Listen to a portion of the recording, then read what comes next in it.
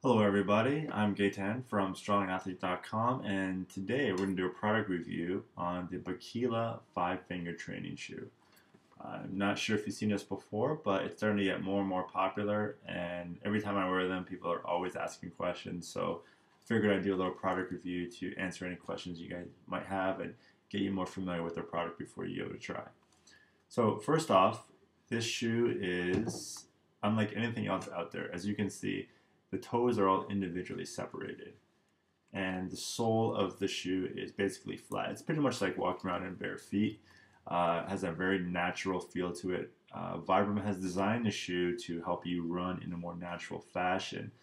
The idea of the shoe is to prevent heel strike. When you wear a running shoe and you run in that shoe, your body has a tendency to strike your heel first on the ground while you're running, and actually that sends shocks up your knees through your back, which is a very bad thing, and it creates a lot of stress on your body long term.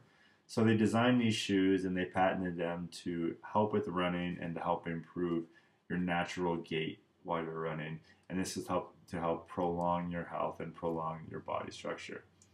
So the bottom of the shoe is rubber. These are their training shoes. You can see they have a bit of a grip on them versus one of their other shoes. These are the quesos. As you can see, they don't really have a grip. They're pretty much smooth. These are more for just outdoor hiking and mountain climbing and trail jogging and stuff like that. But the Bikila, as you can see, has more of a grip, kind of like a running shoe. So I like these shoes for when I'm training in the gym, when I'm doing speed work, speed training, because it kind of feels like a running shoe, but has a more natural feel. The bottom, like I said, is rubber. The top is like a really heavy lycra that's kind of breathable, but not really, so your feet will sweat in these shoes. One thing I found is if you don't clean them, they will smell, and it's definitely something that you'll notice. You can throw them in a washing machine. Do not put them in a dryer. I made that mistake once, and because I just wanted to see if they would clean up even better. But the part of the glue will start to melt off if you start throwing them in a dryer. But just wash them in cold water in the washing machine and leave them out to dry. Yeah, I also use Febreze on them sometimes to keep them clean in between washings. The top of these bikinis has a Velcro strap, so basically just slide your foot in there, press in between the toes, and put the strap on. It actually fits very snug, very comfortable, and it's perfect for training.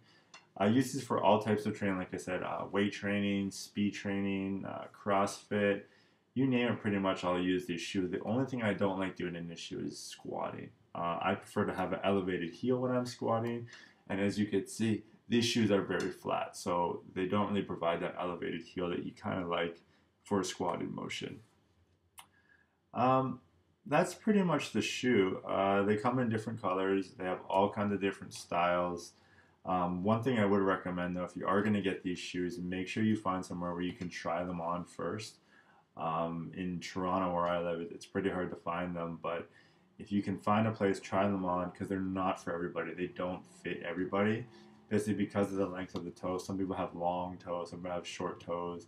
They don't fit very well. So you definitely want to go in, try them on, make sure they fit really good and are very comfortable before you start using them or before you even buy them. Further to that, if you're going to use them and you're going to train them, take your time.